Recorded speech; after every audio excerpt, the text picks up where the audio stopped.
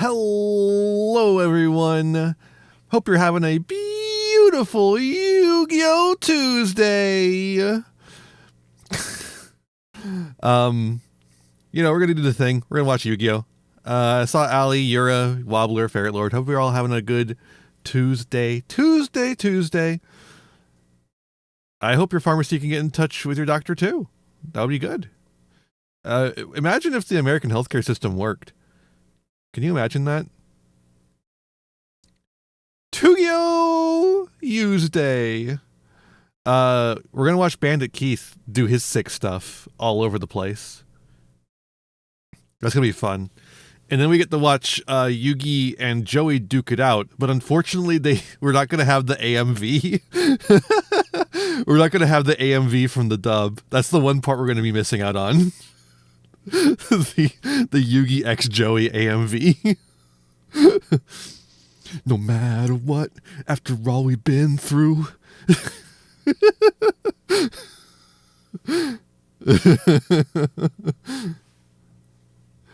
Oh boy. Yeah, I'm doing pretty all right. I'm having a pretty good Yu-Gi-Oh! Tuesday because a couple days ago, Cool Tune got their shit rocked in by the Genesis format points list. And by shit rocked in, I mean nothing has fundamentally changed. They just aren't able to play the new cards that make them busted. But despite that fact, Cool Tune fans are very upset about this. Which I think is very funny.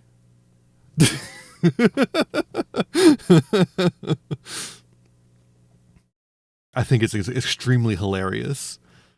Like nothing has actually changed about the deck. It's just that the new cards that they were going to get, their cost a ridiculous amount of points. It's still enough that they could theoretically play them if they wanted to. They just have to give up on a lot of non-engine. I'm so not looking forward to that deck in TCG. I'm so glad I basically only play Genesis format and my rivalry format. I need to get some people together to play rivalry again. I wonder if you can make, probably not, because Cool Tune has like toxic shit just kind of sprinkled throughout the deck. It's like, could you make a rivalry format Cool Tune deck that was fun? I don't know. But very glad to see all that going on. Love to see people upset about again, nothing changing about the deck as it stands currently. Already one of the top decks in Genesis format.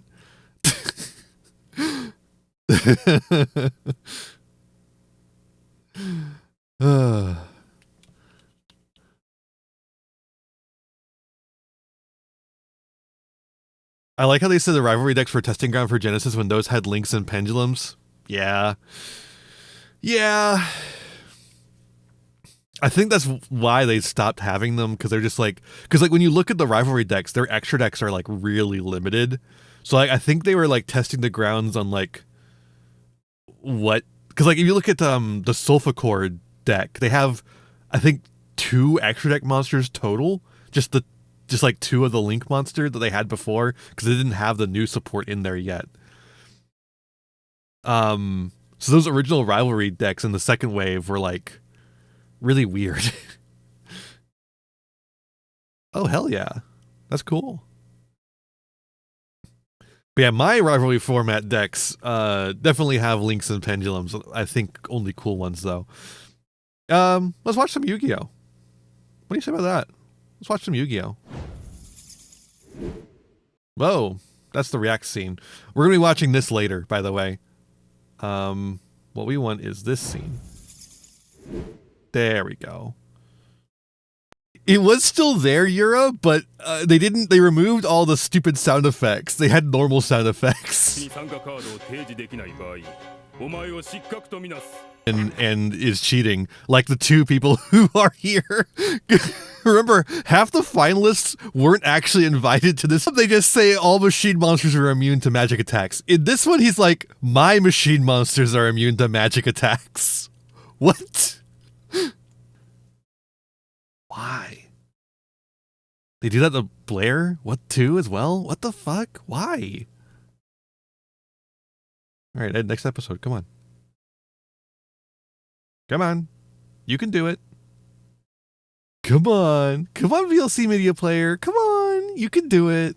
It's just anime original. Will we watch any of the movies? I want to. I'm going to attempt to. We watched the season 0 movie, so I don't see why we wouldn't watch the other movies.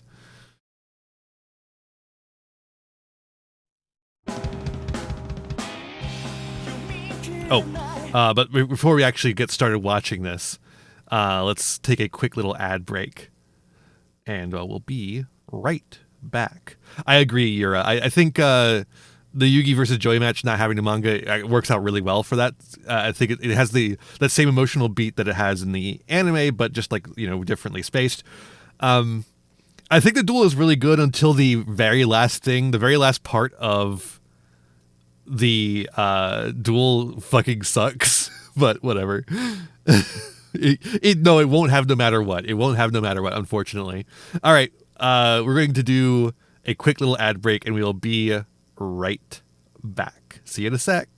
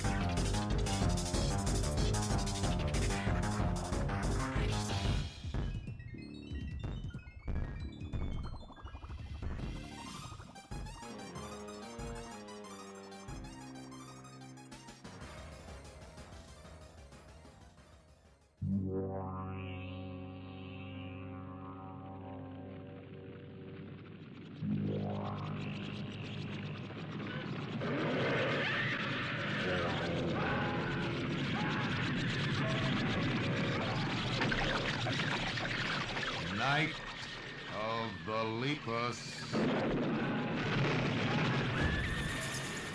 All right, we're back, folks. and then they're like, okay, hey, Pegasus, we don't need to have a duel. And then Pegasus is like, okay. And the spear poked the lens out of my glasses, and that lens protected my eye from getting hit. Be careful. These are rubber spear tips, which helped a lot. So be careful. So this is not actually Kazuki Takahashi's work. Obviously, we've been saying this is anime original. It's an extension of Kazuki Takahashi's work, though. And I feel like in this moment, the animated team really gets what's going on with Kazuki Takahashi's work.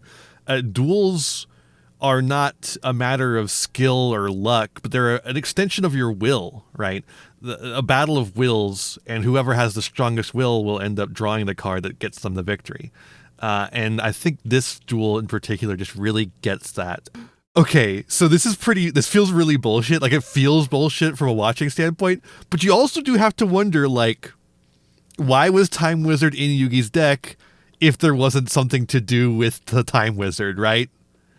Right? Like, if there wasn't the Time Wizard combo in the deck, why would the Time Wizard be in the deck, right? I'm going to take a quick little break, and then we'll start watching some YugiTube. See you in a second.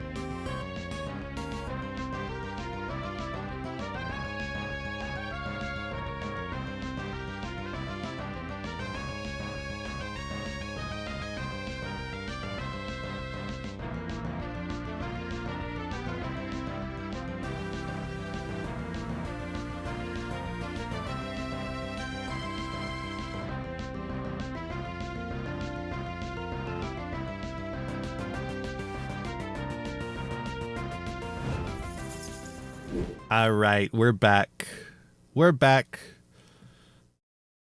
Here's your regular reminder to look at the Batchoos library and subscribe. We got a couple new videos about the Genesis reaction. We got the normal summon Alistair reaction. We got the new anime cards.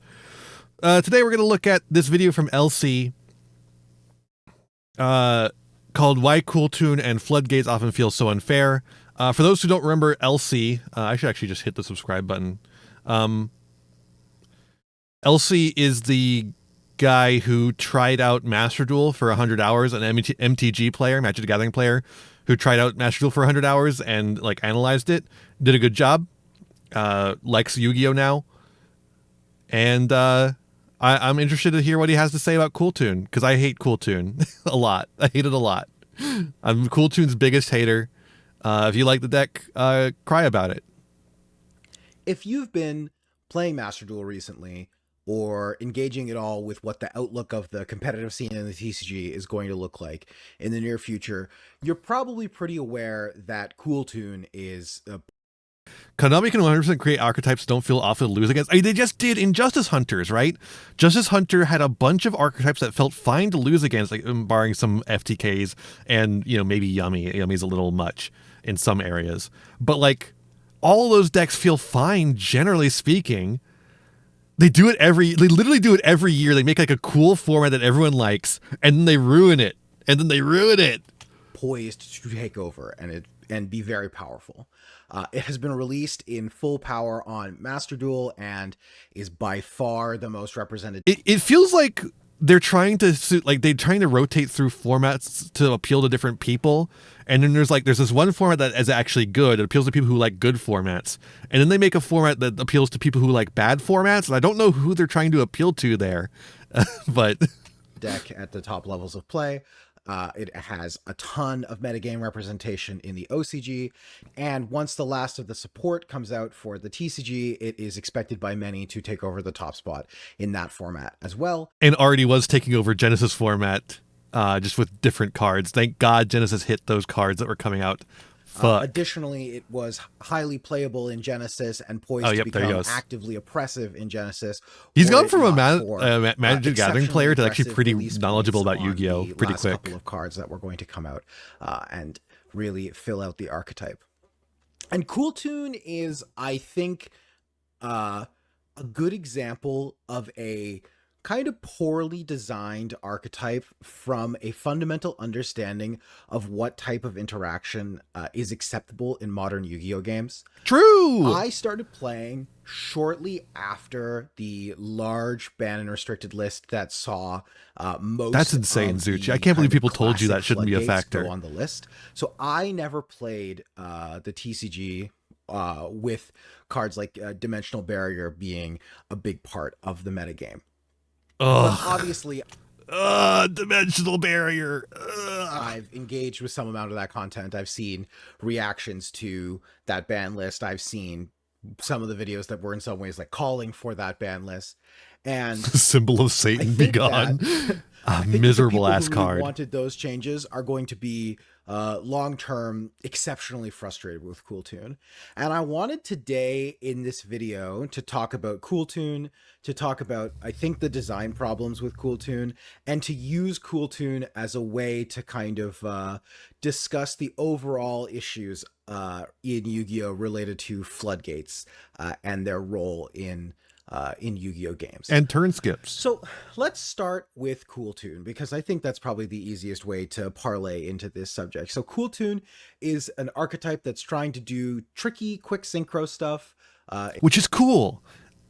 Using exclusively tuners is also cool. It allows you to obviously... There's a lot of cool stuff in Cooltoon. Some monsters into play that are able to summon on your opponent's turn. Very powerful. It, of course, has the now mandatory turn 0 play that most decks seem to need in order to become relevant in the meta in Cooltoon. It has a ton of turn 0 play. It's kind of crazy.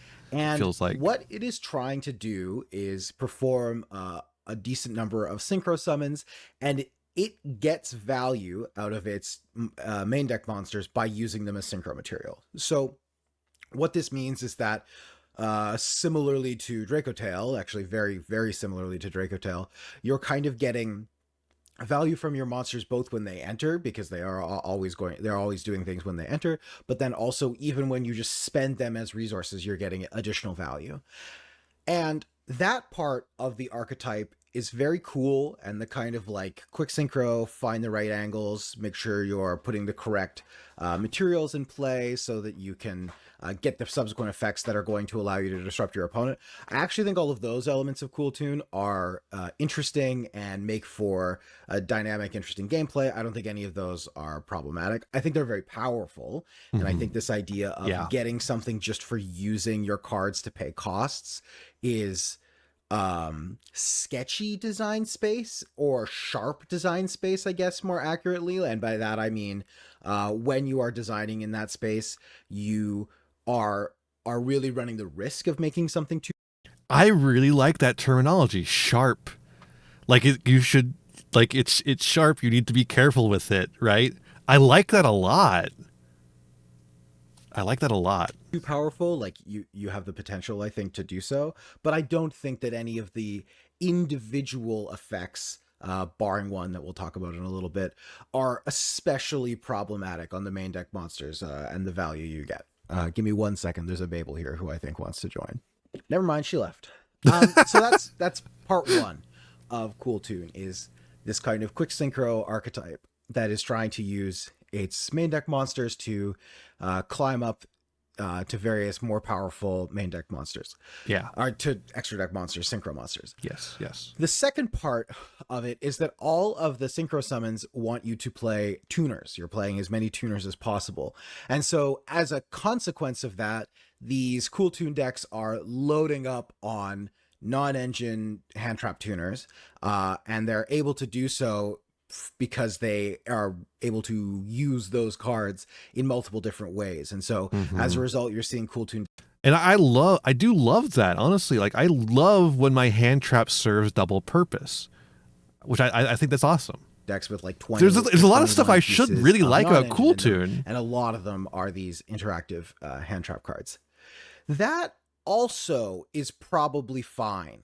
I think when you're looking at what Cool Tune does, I don't think that effect or that like, one of my favorite things was old rank 3 stuff, like 3-axis stuff, when you could emergency teleport for Ghost Ogre. I love emergency teleport for Ghost Ogre. One of my favorite interactions. Just a shame it never really was good enough. Deck building, that deck building ability is a problem necessarily. We've had archetypes before where the power of the archetype has been that it is like a relatively tight, small package that doesn't require you to commit that many pieces. You don't have to play like that many one-ofs.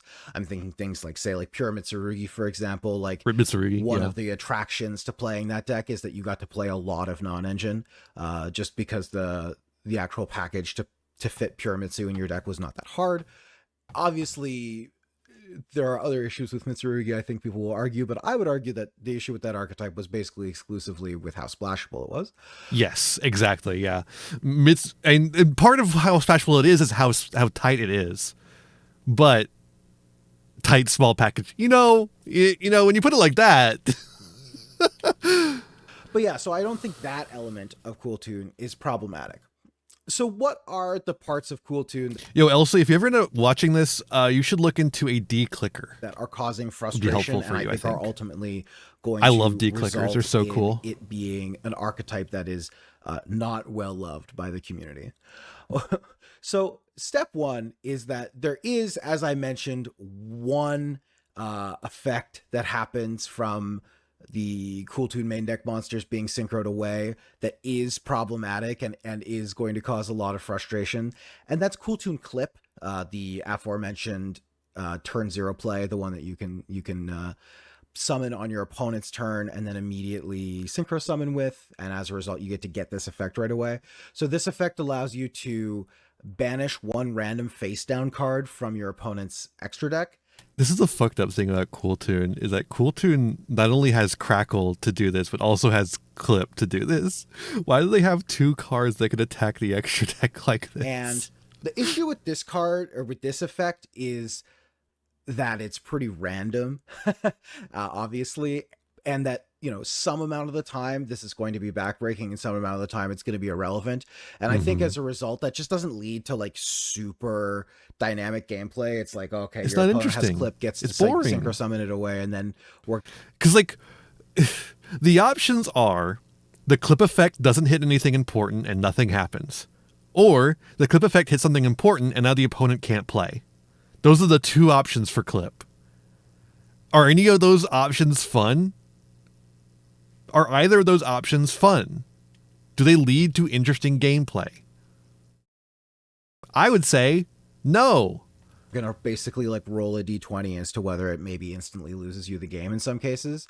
Obviously, there's other aspects here as well at play that make this effect even more powerful, but I think that one is relatively frustrating. And then the other one that is close, but I think ultimately, and ultimately maybe the one that people are going to find the most frustrating long term, is Cooltoon Rotary, and this is one of the newer cards that's still to come out. So this one, when used as synchro material, either lets you place a card from your opponent's graveyard on the bottom of their deck, which means that in a pinch, this is usable as kind of like interaction either on your opponent's turn or during your turn. You can maybe tuck something away that you don't want them to be able to have access to. But the effect that gets activated far more often and is far more frustrating is look at your opponent's hand. Look at your opponent's goddamn hand. Spell or trap from your deck to your hand. And the effect of looking at your opponent's hand is incredibly powerful. I'm reminded Yu-Gi-Oh players are just going to have to learn this, right? I feel like for a long time we've been kind of ignoring how powerful hand knowledge is, and now we're going to have to experience it with RB, with fucking Rotary, with fucking the new Mind Scan card for Toons, which I'm about to use on Thursday in that domain game. It seems to be what Konami is. It seems to be Konami's new power creep of like du jour, right? It was turn zero plays. Now the new power creep du jour that we have, everything has getting new turn zero plays. New power creep du jour is hand knowledge, and I fucking hate it. Of Gitaxian Probe in Magic the Gathering. Gitaxian Probe is a card that was printed in 2011, I believe, in Scars of Mirrodin was the set that it was printed in. God damn, this card is crazy. What the fuck? Stayed legal in all the formats it was legal in for like 6 years, despite being pretty broken the whole time. So the way the Gitaxian Probe work. So to be clear, I don't know much about Magic the Gathering. I've only recently gotten like into it, and even then I'm not really like practicing constantly or anything. I just have a commander deck that I want to play with at some point. Maybe sometime on the channel we'll see it. So I've been slowly getting to understand Magic cards. This one's fucking insane. What the fuck? It's a 1 cost or 2 life.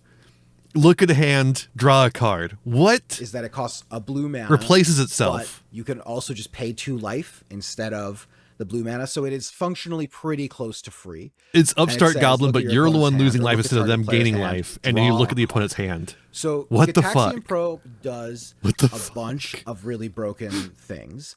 And it's interesting because the dialogue around the card, I very vividly remember in, say, like 2014, even as early as 2014 or as late as 2014. The card had been out for a couple of years.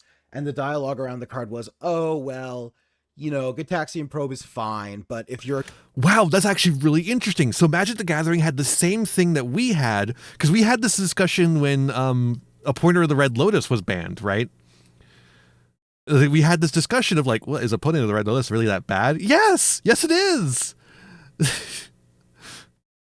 A good player, you should be able to contextually work out what's that's in your fascinating. opponent's hand anyway. It seems like card players just don't really understand the power of absolute hand knowledge.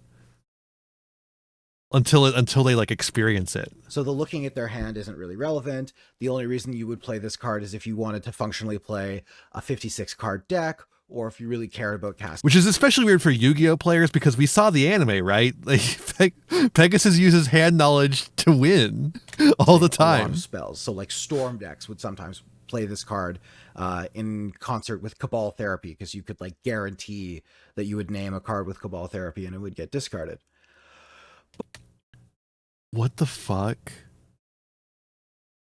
One cost. Mind Crush. It's just Mind Crush. Except there's also a card that lets you know what the opponent's hand has very easily. That's so But what started up. to happen as Magic developed is that people realized two things. One, just having a free spell that cantripped, like it could have done basically nothing, and it still might have been playable, because that's like, I think a lot of the people who say Cool Tune's not that bad just don't know how to play Cool Tune genuinely, because they don't know how to use the hand knowledge to their full advantage. Because there were so many effects that just wanted you to cast as many spells as possible, and so this being a functionally free one that replaced itself was very powerful. But the other thing that people realized was seeing your opponent's hand. You know what's funny though? We're talking about Mind Crush here. Mind Crush is another card that used to give you hand knowledge. They specifically changed the rulings to prevent it from giving you hand knowledge anymore, because they realized how powerful hand knowledge was. And now we're back to printing hand knowledge again. And having perfect information on how you needed to sequence the first couple of turns. I don't know. Maybe it's a TCG versus OCG thing. It very well could be a TCG versus OCG thing, where like, because like a lot of the hand knowledge cards aren't banned in OCG. So it could just be that the OCG doesn't care about hand knowledge. Like the OCG, like people who create the ban list for the OCG just don't think of hand knowledge as an actually powerful effect, while the TCG seem to actually acknowledge that. The game was incredibly powerful and incredibly frustrating. Even out of the Storm it was exactly that. Legacy were very some of the other wild decks that were playing this card pretty heavily. Even if you just cast Gitaxian Probe to know what your opponent's game plan was, it was so fundamentally altering to how you got to operate on a game-to-game basis and how you sequenced your turns. It changes everything. You got to decide whether you had needed to play a discard spell on turn one, for example, or whether you could afford to go for a Ponder or a Preordain or a Delver of Secrets. So much of modern Yu-Gi-Oh is playing around the hands that your opponent has in their hand, and right? Gitaxian Probe and things that see your opponent's hand in general in Magic are... Probe is too powerful because it's free, but other effects like Thoughtseize, which look at your opponent's hand and discard a card from it for 2 life, are closer. God damn, to Zuchi, being, that's crazy. A ban in every format but 2 where you're allowed only one I'll be completely copy. Transparent in saying that I think discard is miserable, and I really dislike cards like Thoughtseize. They were some of my least favorite designs. That being said, I'm not going to sit here and claim that they're like fundamentally broken. This is a vibes thing. I don't find them fun, but they're certainly acceptable in Magic, and the reason that it's acceptable in Magic is that you have time to draw out of it. If you get Thoughtseize and then you have 2 more turns where you have a draw step, you very well could draw the card that was discarded. You could draw something better, and yeah, it's kind of a manageable problem. So why is Rotary so problematic? Why is looking at your opponent's hand in Yu-Gi-Oh so much more problematic in my mind? And it should be noted, by the way, that Gitaxian Probe did ultimately get banned in Modern and Legacy and restricted in Vintage. So it was finally something that Wizards decided was not acceptable to have in the game. That actually this free information limited in Vintage is was crazy. Not a thing they were comfortable with players having, even though, as I said, you would slowly draw out of it and have ways to obfuscate what was in your hand. So Rotary is doing the same thing. It is allowing you to look at your opponent's hand and then search a card, which is even stronger than Probe. And then it also does other things. What the fuck? I think that in particular for a deck like Cool Tune, where you have other forms of what I like to call proactive interaction, knowing what your opponent is on makes a big difference in how you would sequence your turn. For instance, perhaps say there's an extra deck monster, let's just call it Crackle, that is a pretty powerful effect, but only against certain decks where you can rip out their extra deck and, you know, completely destroy their strategy. But it's kind of awkward to make in some lines. So you get absolute hand knowledge and understand what your opponent is on, and then you're able to rip into their extra deck and rip out the one card they need to make their deck function. Or you determine that there's not one card, and you're able to just go and do something else instead. Perhaps, maybe that would be a situation. Is proactive interaction, and what do I mean by this? So there's kind of two different types of interaction in trading card games, in my mind at least. There's reactive interaction, and this is counter spells, hand traps, even cards like Droll and Lockbird, which require a condition to be played, are all types of reactive interaction. And the reason for that is twofold. One, you have to react to something your opponent has done. So there's the obvious one, but also if you are the other person sitting on the other side of this potential interaction, there is a level of counterplay available to you where you don't know exactly how your opponent is going to react. You can put a spell in play and you don't know whether your opponent is going to pop their Baron de Fleur on it or use their Ash Blossom that you know they have for whatever reason. They might not choose to use that reactive interaction. They could use it later. So that's reactive interaction. The other type is, as I mentioned, proactive interaction. And this is things like floodgates, most notably in Yu-Gi-Oh! And in Magic, we think of these, we call them like prison cards. Prison cards, yeah. Like hate bears, hate pieces is the terminology that gets I've never heard used that one. I've heard most prison often. And the idea behind these types of cards is that they fundamentally change the way the game is going to be played. So you envision something like dimensional barrier or dimensional fissure, or the continuous spell, dimensional fissure, I think it is. These are cards that immediately change the way that the game is being played, the texture of the game. And it's not something where if you're the opponent and your opponent puts one of these in play, that you have to see whether they're going to use it. It's just a static effect. And proactive interaction, I think, has a place in some games. In Magic, especially, when combo decks become very powerful, one of the reasons they get very strong is often to do with the fact that they're able to grind through a significant amount of reactive interaction, or they're able to render it invalid in some way or another. So, for example, another Storm example, going back to Legacy, is that some of these Storm decks would play cards like City of Solitude, which is a 2 and a green enchantment that reads you can't cast spells on your opponent's turns, and it's symmetrical. And what this does is it basically says to your opponent who you think is playing counterspells, or who you know is playing counterspells, this is a sideboard card, it says to them, okay, you have to counter this or else none of your counterspells are usable anymore, for example. And what happens is that, why would you print that card? If that card gets in play, then all of a sudden, for the person whose interaction is counterspells, the game no longer becomes about anything else. It becomes only about taking this City of Solitude off the table or finding a way to win before the game ends. And this effect gets even more exacerbated of the game starting to center around this one piece of proactive interaction if you're playing a combo deck. So if we flip the script, there's a card called Deafening Silence. It's 1 white mana, and it basically it reads that you can only cast one spell a turn.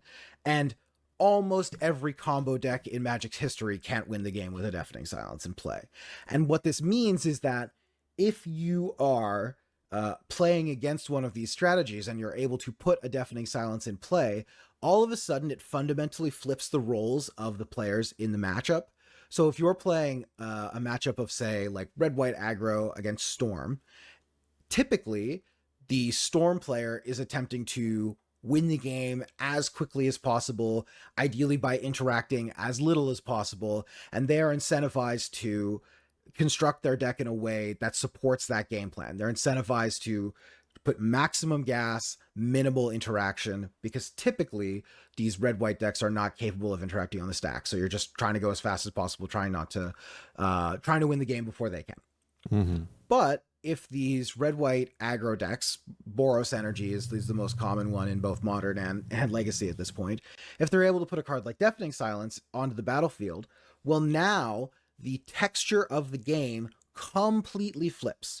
And the Storm deck is obligated to find ways to out the deafening silence that's on the table. And what this means is that it creates this kind of give and take for deck building, where if you're a combo player, you're not allowed to just only put gas in your deck. You typically have to have some level of respect for the fact that these kinds of hate pieces might exist, and you have to play with those in mind, play with ways to Still seems miserable though.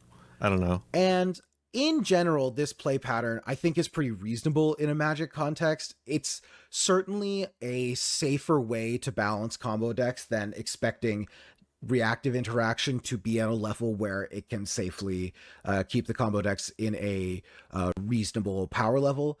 Something that I have advocated for a long time in Magic is that if you are trying to beat combo and you're not putting permanents that beat combo into play, then you're likely not going to beat combo. The idea that you can play these strategies that are loading up on discard and counter spells and have a really positive combo matchup is actually kind of, I think, a little bit of an antiquated theory. That used to be the case, but combo decks are just so dynamic now that I think that is increasingly less true. And you just have to be playing some of these more.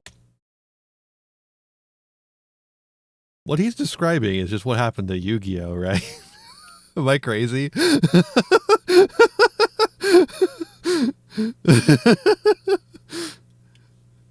it's just going to be all combo decks going all out at each other.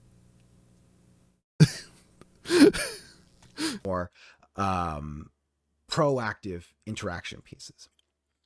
So to tie this all back to Yu-Gi-Oh, I think that one of the reasons why proactive interaction feels so oppressive in Yu-Gi-Oh is because every deck is a combo deck. Every deck is capable of putting together a one-turn. He's describing exactly what happened to Yu-Gi-Oh. Okay, maybe not literally every deck, but most are capable of doing so. And what that means is that if you are able to, as the player going first, for example, put some kind of proactive interaction. Like, I don't know. I don't like the concept of floodgates basically at all. But I do kind of get the idea that, like, if Yu-Gi-Oh had decks that worked on an axis that was just fundamentally different from the way any Yu-Gi-Oh deck currently works, I guess. Floodgates, like skill drain and shit like that, would do nothing against them. I guess I don't even know how you would make these kind of decks though, right? It would have to be a deck like for like skill drain. It had to be a deck that has no effects on field, only effects in like grave or hand, right? Or like spell trap negates, which just doesn't really seem to fundamentally work with the way Yu-Gi-Oh is played. But if you could theoretically make a deck like that, that kind of deck would completely invalidate skill drain as a card. If that was a fundamental part of the meta, like a chunk of the meta was just a deck that makes skill drain not work, skill drain would not be as good a card as it is without that chunk that we currently like as the meta structure currently stands, right? Where every deck is affected by skill drain. I don't think that's the only reason why skill drain is a good card, but that is a reason. Yeah, that's a good point. Another reason Malice is good is because it's a deck that can play under Droll and Shifter. Yeah, exactly. And so like, it makes Droll and Shifter not as good, but does that make them not toxic though? I don't know. I don't think it does. I think they're still pretty awful. If you're playing a deck that just gets shit on by that, I think that sucks still, right? If you're playing a combo deck in Magic and your deck gets shit on by the card that makes you not able to play a second non-creature spell, I think that sucks. I think they should just balance the game so the combo deck isn't too powerful. Is that so hard to ask? Apparently so, because they refuse to do ban lists. And not they don't refuse to, but like they don't do it as often as they should. Action piece. And also they can't balance the card game anymore because they have to make a set every single month now. Into play, then all of a sudden the game becomes all about that proactive interaction piece, and your opponent either has to out it on their turn and then go off and do their thing, or pass back to you and probably lose the game. And I think that that is this fundamental pain point that players are feeling around floodgates and around other forms of proactive interaction. Because, like,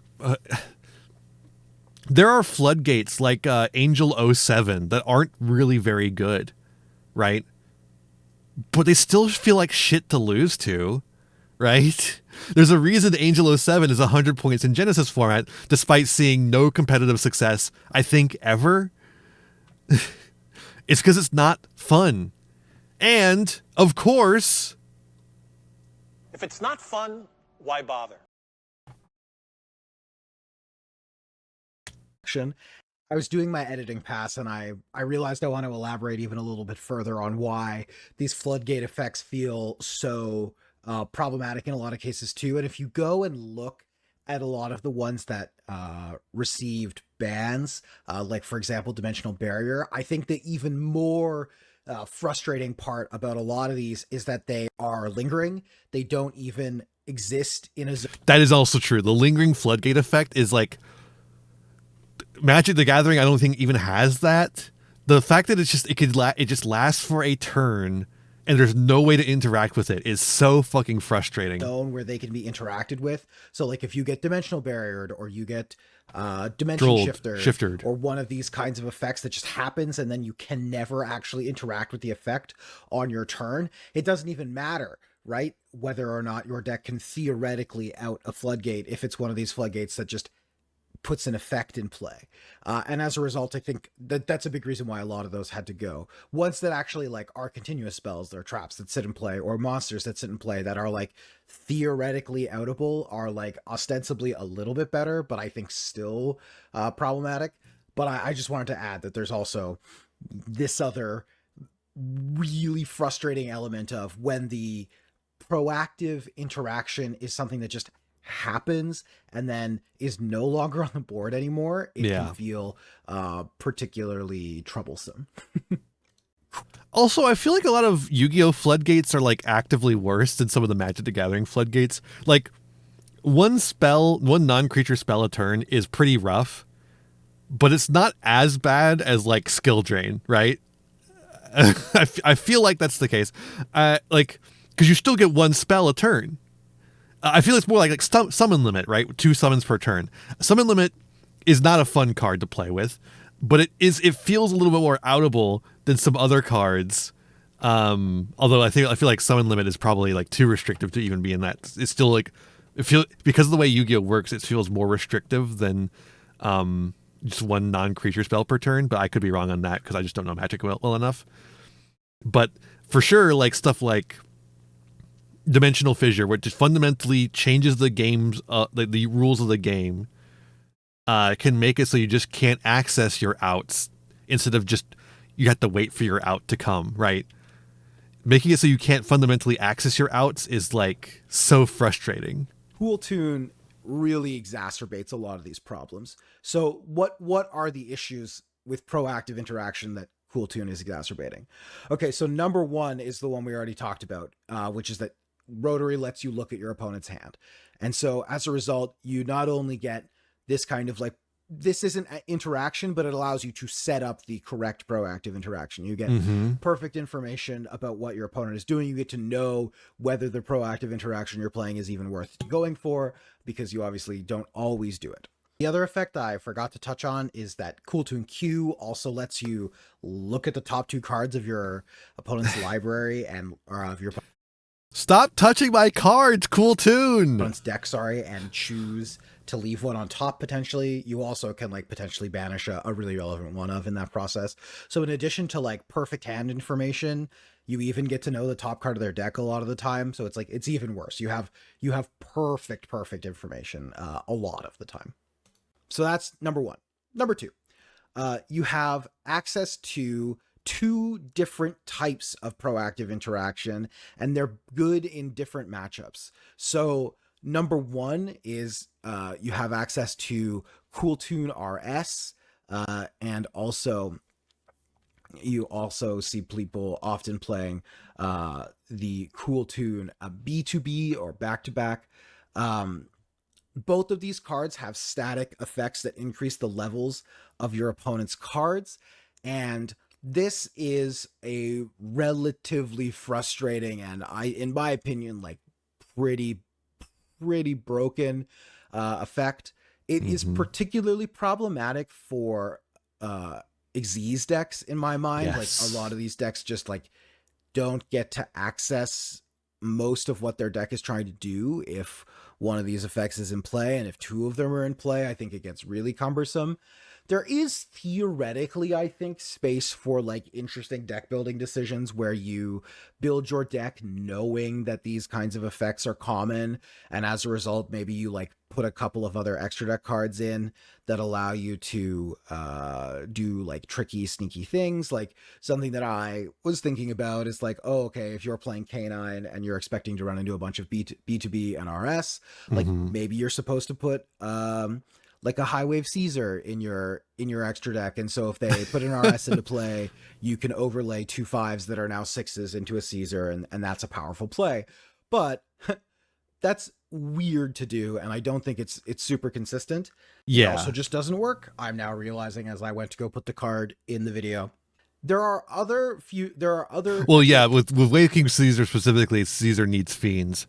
But like with other, are there any other rank 6 tools you would want to have in there? Crazy Beast, Goblin's Crazy Beast, Beatrice's Band. Deck summon types that have better counterplay to it. Like, for example, Constellar the Synchro counterplay to this, like, should theoretically be more interesting. You should be able to construct your extra deck in a way where you have options for things to summon, even if your opponent has one of these kinds of level modulating effects in play. And I don't mind that as much, but I think for these monsters in particular, the level modulation is really, really devastating. Yeah. And it's potentially fucked up. like pretty frustrating to have to deal with. Like, I'm okay with the level modulation as like an interaction point. Like the obviously this is a deck I play, but the Speedroid level 5 Synchro monster has an effect that can just make every monster on the opponent's field a different level. It gives them like 5 levels. But it's a one-time effect that happens as an interaction point, right? That, I think, is fine. I think there's other decks that do that as well. I think that works as an interaction point. It fucks up some Synchro or Xyz plays. Cool, right? I think having it as a floodgate effect fucking sucks. Playing a one of extra deck card for that niche makes Clip even more frustrating. Exactly! They all fucking weave into each other to make the most miserable deck of all time. Well, not of all time. There's much more frustrating decks. So that's number one. But then number two, and this is really the killer, I think. I miss Level Leader. Cool to it, and the thing that really pushes it over the edge of being just exceptionally frustrating is, of course, Cool Tune Crackle. How does Level Eater work in regards to monsters who have been given extra 5 levels as a continuous effect? Like, once Level Eater eats the levels that the monster naturally has and starts eating the levels that are given to it, does the continuous effect continue to apply extra levels to them?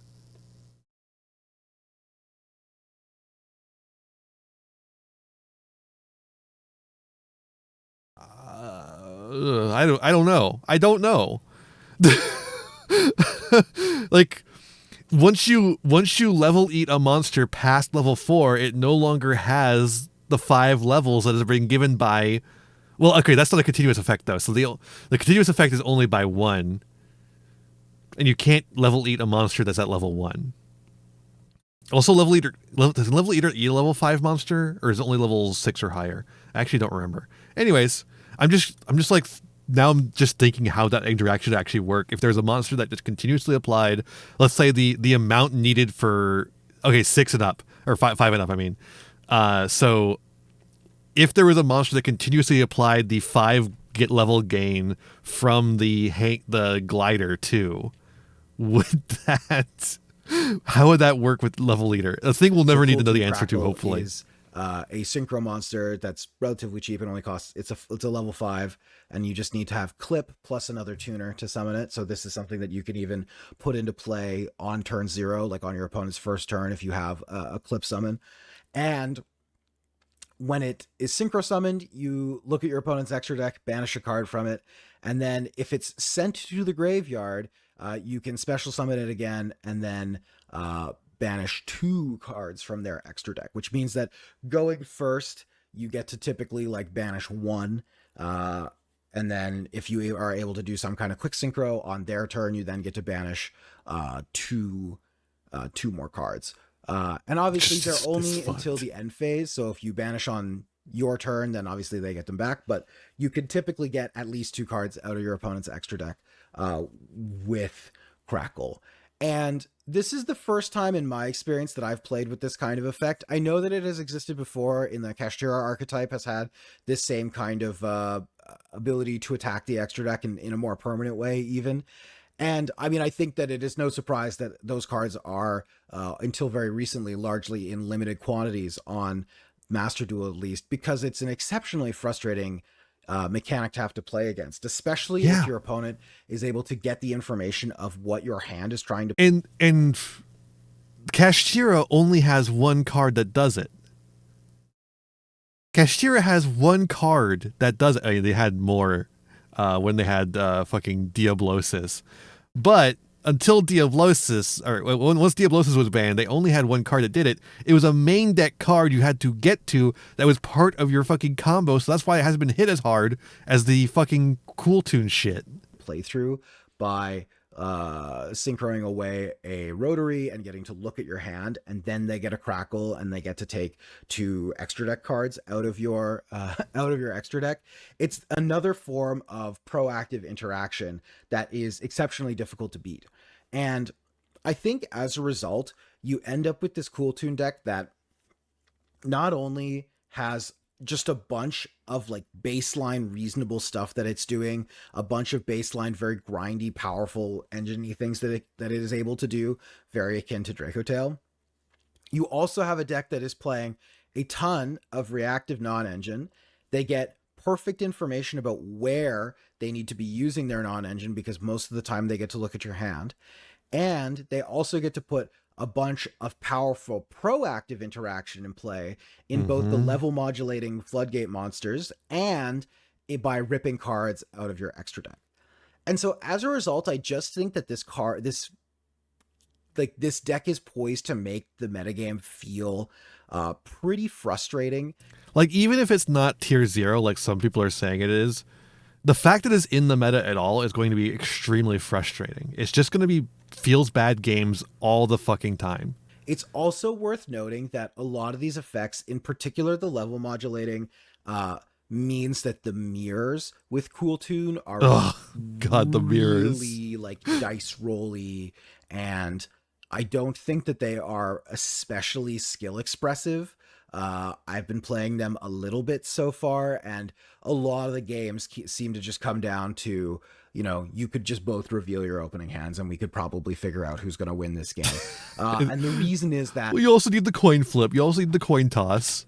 Both the level modulation stuff that the Cool Tune decks are doing is actually very disruptive in the mirror when you're playing against the mirror. If you're the first one to get, like, if you get both RS and B to be in play, it all of a sudden messes up all of the synchro math for your opponent, and they just like, they can't really play. If you're able to do that, it's exceptionally challenging. And then if they are able to play, they're having to they're going to take a lot longer to play, which is going to get you closer to that double disqualification territory. Just have the fact that your deck just in operates TCG very, like, at a very high power level with a lot of interaction anyway.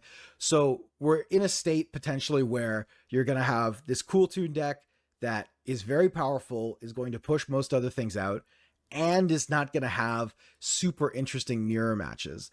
And I think the thing about Cool Tune in particular that stresses me out, for lack of a better word, is that when you look at why the archetype is problematic, there's not a super clean way to make it worse without banning a card. I know that Konami's general balance approach is that they shy away from in Master Duel specifically, this is their approach, because the Master Duel devs are freaks. Banning cards outright from engines as much as possible. They would prefer to limit things, bring things down all the way, like bring many of the engine pieces all the way down to one before they actually pull the trigger and ban something outright from the engine. But if you look at Cool Tune, I mean, yeah, I guess consistency hits would make this deck worse, but the high rolls are still going to be incredibly frustrating to deal with. And I don't know exactly how, in the long run, you find ways to balance this deck that don't involve like removing Crackle from the card pool or removing B2B from the card pool. I'm just not sure that it's a thing that you're going to be able to do.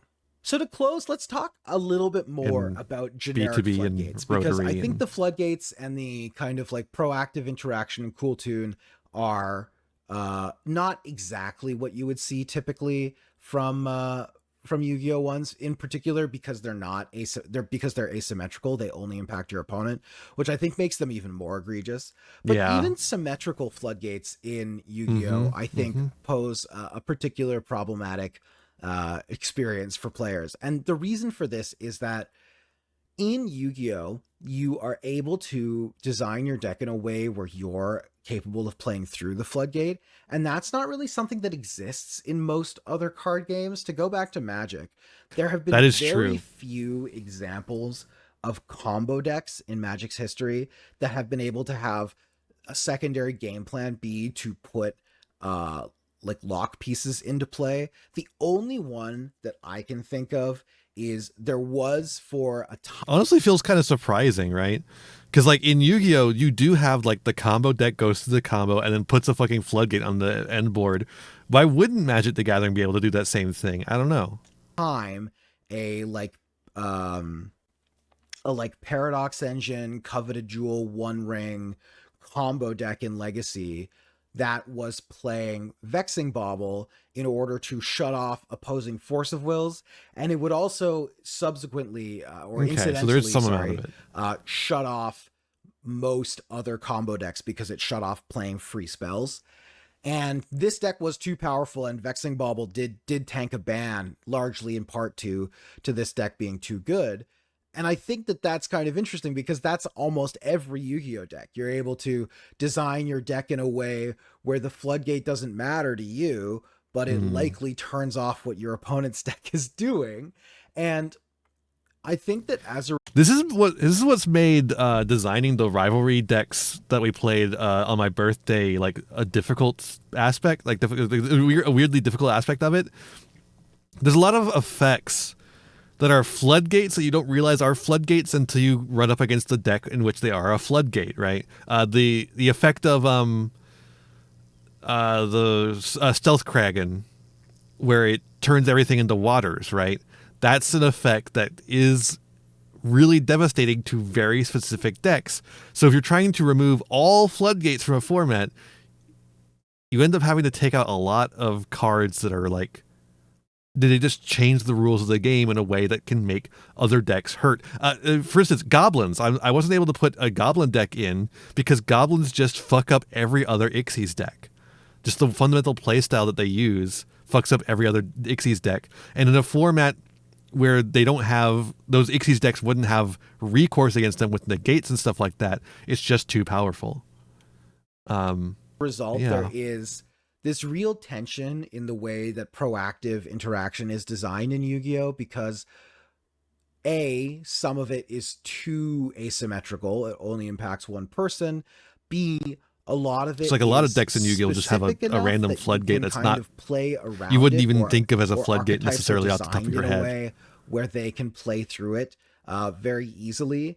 And I think that these two things, coupled with the speed of the game, make it so that you really can't have these effects exist in the format that require your opponent to abandon any normal game plan that they would have and instead be forced to find a way to interact with this floodgate that you have put in play. So yeah, that's it. That's Cool Tune. I've been playing a bunch of it, both against it and with it. I have joined the dark side. I do think that it is likely a deck that is going to tank a That's bunch true, of Amigius. a bunch of adjustments on the ban list over the course of its I don't know why I lifetime. said Amigius there. Do I like it more or less than Draco Tail? Some of you might be wondering, and I think it is actually less evil than Draco Tail, but that's probably just a recency bias thing going on. I don't know. There's no way. I think that it's There's no way. going to be interesting. Less evil than Draco that people Tail. are going to really start to run afoul of this archetype. I will say one and thing you're though. gonna Neither one of them see should be in attitudes Genesis around format. it shift pretty dynamically, pretty quickly, because the mirror is not fun, and if that's not the case, and it's the best deck in the format, I don't know how long it's gonna last without people clamoring for changes. Anyway, so that's Floodgates. If you want a more detailed overview of some of the Floodgates and their comparison into cards in Magic or other games, I'm happy to do that. Other people have kind of litigated that before on YouTube. I've seen other videos of people making these comparisons, and I do think that like there's probably a fun video to be made of like Magic cards that would make Yu-Gi-Oh players pass out. There's definitely like a number of effects that, if you just magically transpose them into Yu-Gi-Oh would be absurd. And I would be more than happy to make that video. Let me know in the comments if you are interested.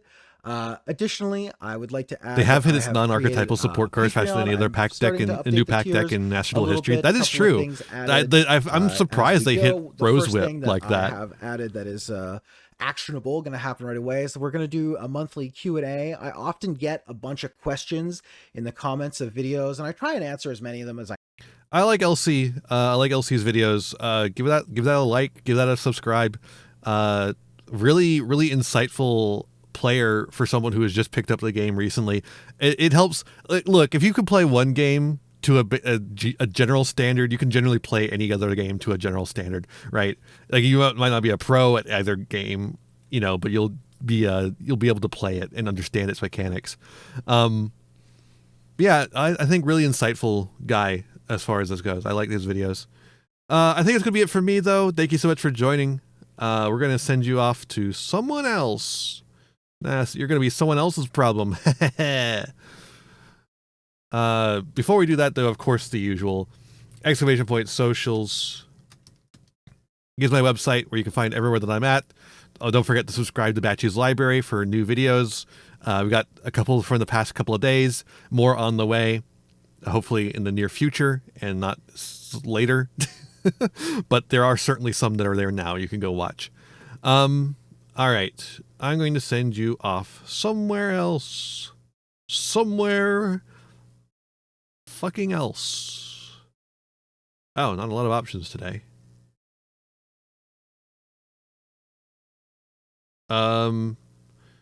Folks, we could do hard leg or we could do peeps. We could do hard leg or we could do peeps. What are we thinking? What are we stinking?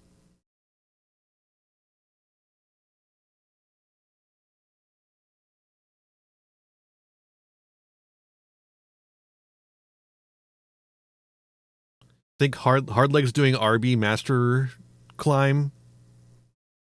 Hard leaps, that's true. Peep leg, true as well, also true. I can't even imagine a fusion between hard leg and peeps. They're just like fundamentally opposed substances, right? They're just completely different vibes. Completely, totally different vibes.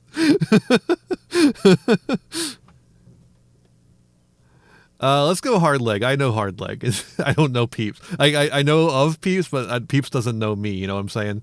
Hard leg does know me. He's doing Master Duel Climb. It's a good time. It's RB.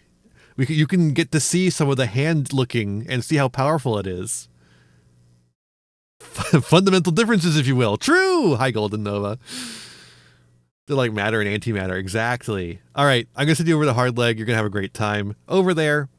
When you get over there, be kind and courteous. I'll ask of you. With that said, be kind to yourselves, be kind to others, and have a wonderful rest of your day. Bye-bye. Don't forget that there's going to be Pegasus next week, so make sure to tune in on Tuesday. And don't forget that there's going to be me playing a Pegasus duel in a domain thing on Thursday. Bye. Don't forget. Bye.